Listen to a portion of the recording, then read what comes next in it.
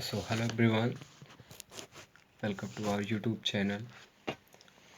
So today we are just going to discuss the first chapter, that is, we can say we are going to just do the revision of first chapter of geography class 10th, that is resources and development. So our first question will be that what is resources as well as what is development. Okay, so in this we are just going to cover the NCERT because NCERT is the key to score more than 90 plus in all the subject of class 10th.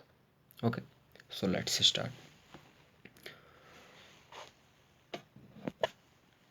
Okay, so let's start the definition of resource. Okay, so everything available in our environment which can be used to satisfy our needs, provided it is technologically accessible, economically feasible, as well as culturally acceptable, can be termed as resource. Okay, इसमें बता रहे हैं कि everything available in our environment, जो कोई भी चीज़, suppose कर लीजिए कि ये डायमंड,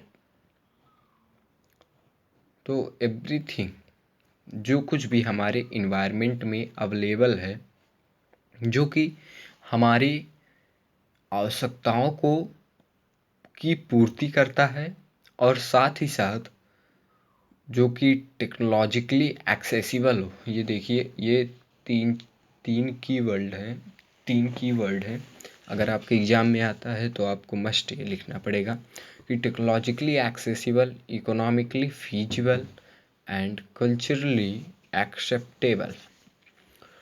अब टेक्नोलॉजिकली एक्सेसिबल का क्या मतलब है? टेक्नोलॉजिकली एक्सेसिबल का ये मतलब है क्योंकि वह रिसोर्स जो कि टेक्नोलॉजी से एक्सेस किया जा सकता है, ठीक है, वह रिसोर्स जो कि टेक्नोलॉजी के हेल्प से we can access that resource. Okay, now और second is economically feasible. Resource must be economically feasible. Economically feasible means आर्थिक रूप से वो धारण करने योग्य हो, ठीक है. अब आर्थिक रूप से धारण करने योग्य मतलब सपोज कर लो ये डायमंड है, तो डायमंड ये मिडिल क्लास लोग या फिर poor people not afford, middle class या फिर पुअर पीपल ये अफोर्ड नहीं कर सकते डायमंड खरीदना, ठीक है. तो ये इकोनॉमिकली फीजिबल नहीं है. लेकिन water is also type of resource, a major resource which is responsible for our life. Okay, तो ये इकोनॉमिकली फीजिबल है क्योंकि गांव में आप देख सकते हैं कि कोई पैसा वैसा लगता ही नहीं है, सबके पास हैंड पाइप होता है, हम कहते हैं. और कल्चरली एक्सेप्टेबल, जो कल्चर है हमारा वो उसको एक्सेप्ट करे. अरे भाई वाटर है तो वाटर को कौन नहीं एक्सेप्ट करेगा, तो ठीक है. So now let's read again that everything available in our environment which can be used to satisfy our needs, provided it is technologically accessible, economically feasible, as well as culturally acceptable, can be termed as resource. I hope you are clear that. Now, the process of transformation of things available in our environment involves an interactive relationship between nature and technology and institutions. Human beings interact with nature through technology and create institutions to accelerate their economic development. हाँ, इसमें यही बता रहे हैं कि human being कैसे nature से interact करता है, कैसे उसको टेक्नोलॉजी के हेल्प से उसको एक इंस्टीट्यूशन के सहायता से भी वो कैसे एक कंट्री के इकोनॉमिक डेवलपमेंट में हेल्प करता है. समझ रहे हैं? कंट्री के इकोनॉमिक डेवलपमेंट में वो कैसे हेल्प करता है, लिखा है. Now do you think that resource are free gift of nature as assumed by many? ये बिल्कुल गलत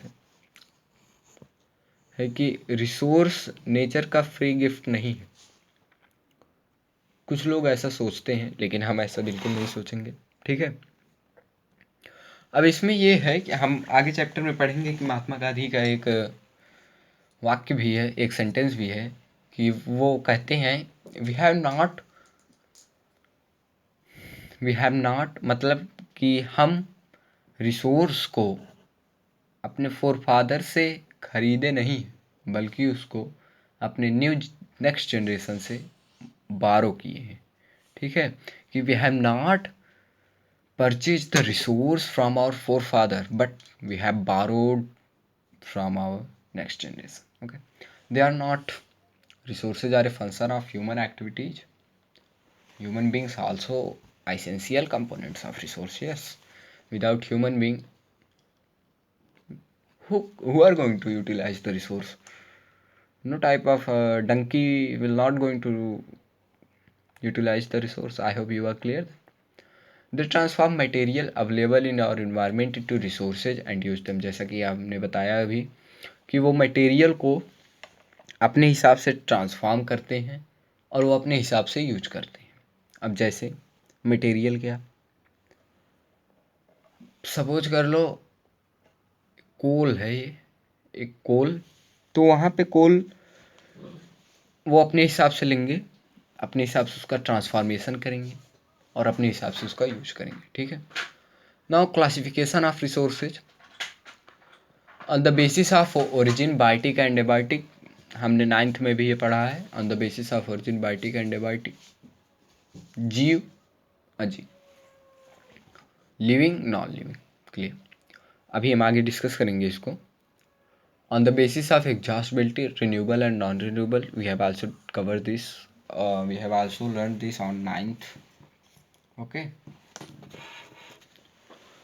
on the basis of ownership, individual, community, national and international. Ownership के बेसिस पे रिसोर्सेज को 4 कैटेगरी में डिवाइड करा गया है। इंडिविजुअल, कोई एक इंडिविजुअल रिसोर्स को ओन कर रहा है, जैसे लैंड है तो लैंड आपके पापा या दादा कोई ओन कर रहे हैं। कम्युनिटी, पार्क हो गया, ठीक है, ये कम्युनिटी का है। नेशनल, वैसे तो सारे रिसोर्स नेशनल की है, लेकिन नेशनल भी कई सारे रिसोर्स को ओन करता है। इंटरनेशनल, इंटरनेशनल के बारे में भी हम पढ़ेंगे कि जो कि सी से 200 न्यूटिकल माइल्स के फार है, वो इंटरनेशनल एक कम्युनिटी है, एक ग्रुप है जो फॉर्म किया गया है, उसके परमिशन से ही आप उसको यूज कर सकते हैं। लास्ट है on the basis of status of development, potential, developed, stock and reserve. पता है इसमें कन्फ्यूजन रहता है, लेकिन ऐसा बताऊंगा कि कन्फ्यूजन भाग जाएगा। स्टेटस ऑफ डेवलपमेंट के बेसिस पे पोटेंशियल होता है, डेवलप्ड होता है, स्टॉक होता है, रिजर्व होता है। तो मिलते हैं अगले वीडियो में, तब तक के लिए thank you, goodbye. Like share comment करना मत भूलना।